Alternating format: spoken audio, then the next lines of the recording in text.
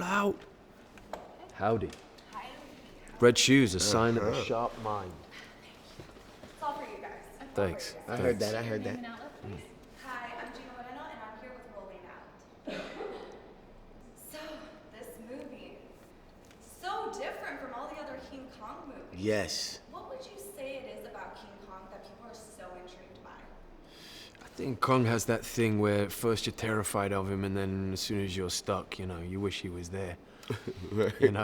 As soon as you're in trouble, you're like, is Kong around? Are we friends? Will you help me, please? Right. I think that's, and me as a man, I've always had those moments where I first try and talk to a girl, I'm like, "Blah." Hi, I'm Toby. Well, that's hard for me to believe. Yeah, but really? yeah, Kong really, is your yeah. inspiration for dating? Yeah, he is. Yeah, I used to be that dude. Like someone would kick me a football and I'd just kick it out of the. I was like, all right, don't pass to me anymore. I'm just that, lumbering fool sometimes. What about you? Why do you think King Kong people are so intrigued by? I think he's the perfect beast. You know what I mean? Because he's almost human, but bigger than life at the same time. You know what I mean? There's something intriguing about somebody who could, like, literally pluck you across a football field. You know what I mean? But at the same time has a heart. It's weird. How do you think it was filming on these crazy locations you guys went to? The swamps, Vietnam. Do you Right. feel that was like helping the movie people get in character, or do you feel like it was a little more hard, distracting for people to deal with all those live elements? It's interesting because I think a lot of people watch it and go, "Wow, the CGI is incredible. That looks like an oasis, this beautiful place." And it's like, yeah, but that's really what it was. Yeah, we were there. We really were in these locations, So it lent to the film.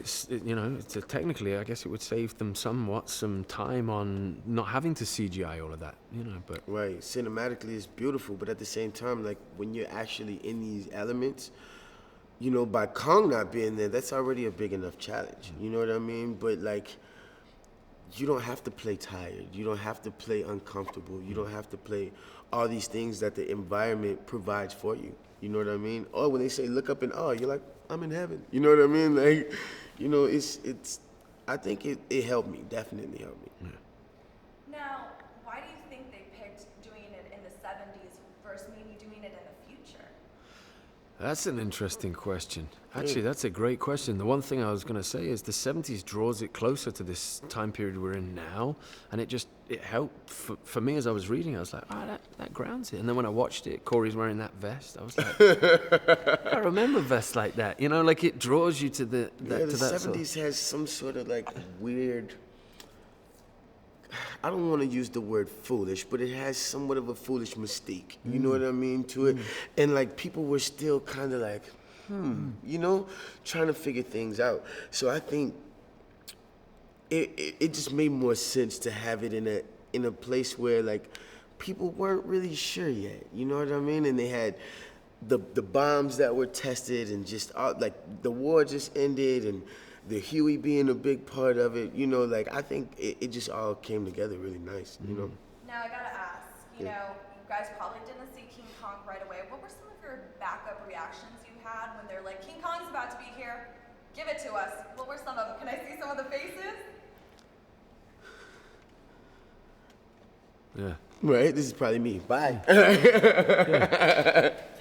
loved it. Yeah. I loved it. You were laughing a lot. I was trying to hold it together.